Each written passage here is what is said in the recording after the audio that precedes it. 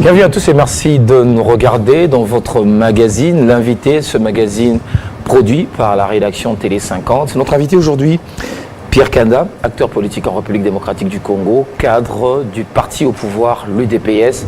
Avec lui, nous allons revenir sur les moments forts, l'actualité politique en République démocratique du Congo. Monsieur Pierre Kanda, merci d'avoir accepté notre invitation et bienvenue. Merci beaucoup. Alors, vous avez assisté hier à la toute première cérémonie, ou bien je dirais l'événement de l'année en République démocratique du Congo, depuis que ce pays est Congo, une passation civilisée entre un président sortant et un président entrant. On se croirait en France, aux États-Unis. Quel a été votre sentiment de voir ce qui s'est passé hier? Vraiment, c'était un sentiment de grand jour. Surtout nous qui venons de l'opposition, voir qu'il y a l'alternance dans ce pays. Un régime de dictature qui laisse la place à l'opposition, opposition démocratique UDPS. C'était une profonde joie et historique pour moi personnellement, pour notre parti l'UDPS et surtout pour tous les Congolais. Alors, vous qui êtes de l'UDPS, d'abord, comment aussi vous avez accueilli la nouvelle de la victoire du président Félix Tshisekedi? Mais vous savez, quand on a lutté pendant tous ces temps, 37 ans dans l'opposition, et sans compromission, et vous voyez que les idées pour lesquelles vous êtes battus, jour pour jour, nous avons perdu beaucoup de martyrs. Non. Nous avons beaucoup de gens d'écart ceux qui ont créé ce parti, qui sont partis et nous avons continué la relève. Et vous voyez que nous accédons maintenant au pouvoir. Nous avons été proclamés vainqueurs. C'est une immense joie profonde. Alors, il y a quand même certains également, de vos amis de l'opposition, qui estiment que ce pouvoir leur a été volé, les gens de la Mouka. Bon, qu'est-ce que vous leur dites? C'est toujours ça. Quand on a perdu, on a souvent du mal à encaisser les chocs. Hein? Vous voyez, on a toujours le sentiment d'avoir gagné ou de vouloir gagner. Mais bon, si l'arbitre, entre deux compétitions de match, si l'arbitre a sifflé la fin du match, que c'est l'autre équipe qui a gagné, il faut accepter. Même si la défaite elle est amère, il faut l'accepter quand même. Hein? Vous pouvez voir un peu quand ça se passe entre le Real et Barcelone. Vous voyez d'autres joueurs qui sont là, mais abattus, oui, il faut l'accepter. La défaite elle est là. Bon, maintenant nous sommes vainqueurs, nous avons gagné notre élection. Il faut qu'il s'accommode et puis tourner la page et puis vers l'avenir. Alors, vous avez bataillé pendant de nombreuses années dans cette lutte démocratique, dans l'opposition. Maintenant que le pouvoir vous a été accordé par le peuple, l'heure est au travail. Les défis sont énormes. Est-ce que les peuples congolais, la population congolaise peut avoir confiance à Félix Tshisekedi et confiance que son destin va changer? Vous savez, notre leader, Etienne Tshisekedi Wamulumbu, il nous a toujours dit « le peuple d'abord ». Le peuple d'abord. Ça veut dire quoi? Quand il dit le peuple d'abord, c'est-à-dire que c'est fini maintenant que les gens commencent par se servir. Quand on est au service de l'État, on sert le peuple. Il y a des gens qui viennent en politique pour se servir. Non, c'est un service. C'est être à la disposition de la population. Ça, c'est ce que nous avons appris à l'UDPS. Nous sommes aux affaires pour servir le pays et pour servir le peuple. Donc le peuple d'abord dans tous les domaines. Mais Félix Tshisekedi aussi sera rattrapé par les propos de son père, Etienne Tshisekedi. Est-ce que lui aussi a intégré la dimension du peuple d'abord? Il a parfaitement intégré cette dimension. Mais vous savez quand même que dans 5 ans, déjà je veux dire dans 5 ans, on ne peut pas tout faire changer le Congo dans 5 ans. Non. Mais nous avons des vrais projets de société qui feront que notre peuple va voir que nous avons la volonté de travailler, nous travaillons pour changer les choses. En fait, développer un pays, c'est sur plusieurs générations. Si nous arrivons à mettre les bases saines, maintenant que nous sommes en pleine souveraineté, nous sommes souverains aujourd'hui, le pouvoir nous a été donné par le peuple, jamais de l'extérieur, que bon voilà, c'est l'Occident, c'est elles qui ont imposé un président. Non, les Congolais eux-mêmes ont choisi le président Félix Antoine Tshilombo Tshisekedi. Donc, nous allons servir notre peuple et nous allons engager des réformes qui seront peut-être impopulaires. Parce que souvent, quand les réformes sont impopulaires, les gens ne sont pas contents, mais nous voyons dans la durée. Donc, notre génération, quand on sera parti, dans 5 ans, les Congolais auront à juger est-ce qu'ils ont été à la hauteur. Si nous avons été à la hauteur, ils vont nous renouveler le mandat.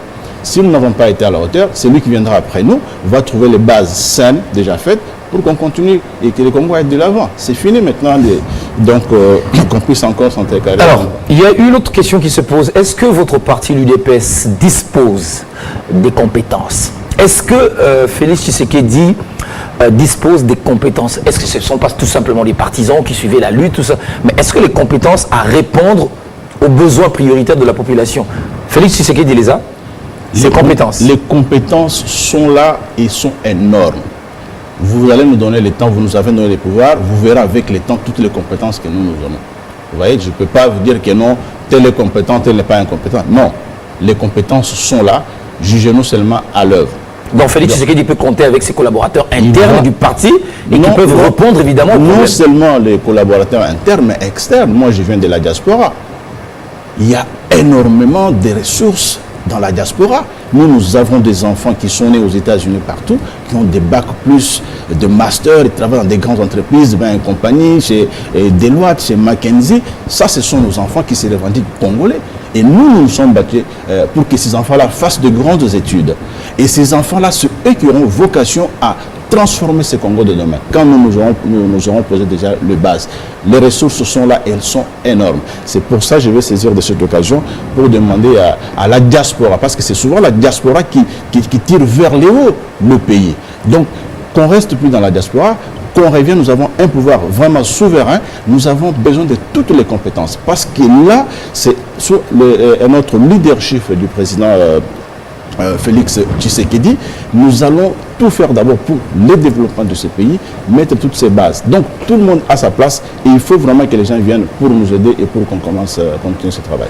Alors à quelques heures déjà, ou à quelques minutes d'ailleurs de l'annonce de sa victoire, il était alimenté, on a suivi son discours, sa déclaration, on a senti un discours d'un président réunificateur, unificateur, qui veut l'unité de la population congolaise, un président qui ne sera pas président pour les Kassaïens, pour les Louba. Comment vous avez-vous analysé les propos du président Félix Tshisekedi? Mais vous savez que le président Félix, c'est vraiment un ressembleur. Vous savez, si on revient en 2016, je pense, au mois de juillet, le feu Etienne Tshisekedi wa Mulumba nous avait dit « Bolingo Yabana Congo, Congo Tolingana, l'amour ». Et cet amour que le président Etienne nous a inculqué, nous l'avons jusqu'à ce jour. C'est pour ça que le président Félix ne pouvait que prôner cet amour, cette union. Il n'est pas le président d'une tribu ou d'une région. Non, si ce n'était que les Kassaïens qui avaient voté pour lui, il ne serait jamais président. Donc, il a été voté par tous les Congolais sur toute l'étendue. Donc, il est le président de tous les Congolais. Et d'ailleurs, vous allez voir que dans les gouvernements qui vont sortir, tous les gens qui vont être aux affaires, ce ne seront pas que ces gens-là d'une tribu, c'est tout le monde. C'est pour ça que les gens qui Vous en êtes sûr? Est-ce que la République démocratique du Congo, toutes les tribus de la République démocratique du Congo que nous avons seront représentées? Il y aura une représentation évidemment dans le gouvernement et dans la manière de gérer. Oui. Ou ce sera une affaire de Bouba? Non, le problème ce n'est pas représentation, le problème c'est vraiment des compétences. D'accord? C'est le problème des compétences. Dites-vous, cher ami... Mais on trouvera les compétences chez les Bakongo? On va trouver partout. On trouvera les compétences chez les Katangais? De toutes les façons, c'est peut-être mal connaître le président Félix. Le président Félix, c'est quelqu'un qui n'est pas régionaliste, qui n'est pas restreint dans sa façon de voir les choses. Tout le monde qui a des compétences, où qu'il soit, dans toutes les régions, qu'il vienne, il aura sa place, il va travailler avec nous. Voilà. Il n'y a pas... Vous vous rendez compte, nous sommes en 2019, donc on met que les Louba au pouvoir. Non, c'est pas possible. Ce sera quoi ces priorités, à votre avis? Les priorités, vous savez... On doit commencer par quoi? Vous savez... C'est un pays en chantier qu'il faut reconstruire complètement. 5 ans, ça ne sera peut-être pas suffisant. Ce ne sera pas évidemment suffisant. On va commencer par quoi prioritairement? Oui, vous savez, le président, il a commencé par dire, dès qu'il prend le pouvoir, d'abord, les prisonniers politiques seront libérés. Il l'a dit dans son discours. Ça, c'est la première action qu'il va faire. Les priorités que nous avons. On va analyser les promesses qu'il a faites. Hein. On va voir. Dès demain déjà. Hein, dès demain déjà, nous allons commencer les chantiers. Ils sont diversifiés. Hein, ils sont vraiment diversifiés, ces chantiers. L'agriculture, par exemple, c'est un domaine où nous aurons beaucoup à travailler. Oui. Les routes, nous n'avons pas de routes dans ce pays. Il faut qu'on désenclave notre pays. Donc, les chantiers sont énormes. Mais il faudra qu'on nous donne bien le temps, qu'on commence par faire de petites réformes qu'il faudra pour que nous soyons efficaces là où il faudra et que le résultat puisse être vu. Alors, il y a également quelque chose dont on parle, un mot qui ronge la société congolaise, le tribalisme. Est-ce qu'il compte combattre vraiment le tribalisme? Parce que ça commence à prendre un accent vraiment particulier en RDC. Bon, c'est vrai que moi, personnellement, je suis un peu peiné. Je suis de la diaspora, j'ai beaucoup vécu là-bas. J'ai passé une grande partie de ma vie aussi à l'Équateur, en Mbandaka, donc je ne connais pas le tribalisme. Dans ma famille, j'ai des enfants qui sont Mongo, qui sont Ngombe. Alors quand je découvre qu'on n'aime pas une telle tribu, ça m'a beaucoup peiné. Mais beaucoup peiné. Hein, même vous avez vu ce... Nous allons combattre, nous allons montrer à ces frères qui n'aiment pas les autres que ce n'est pas bien, parce que nous ne pouvons avancer qu'ensemble. Le Congo a besoin de tout le monde. Il faut qu'on mette de côté nos divergences. Ces divergences sont venues des gens qui nous ont colonisés. Souvenez-vous d'ailleurs qu'en Belgique, qui nous a colonisés, il y a toujours les Wallons et les Flamands. Vous voyez, jusqu'à ces jours, c'est comme ce sont des États différents, alors que c'est un même peuple. Ils nous ont amené ces histoires-là. Nous devons les bannir, les mettre de côté.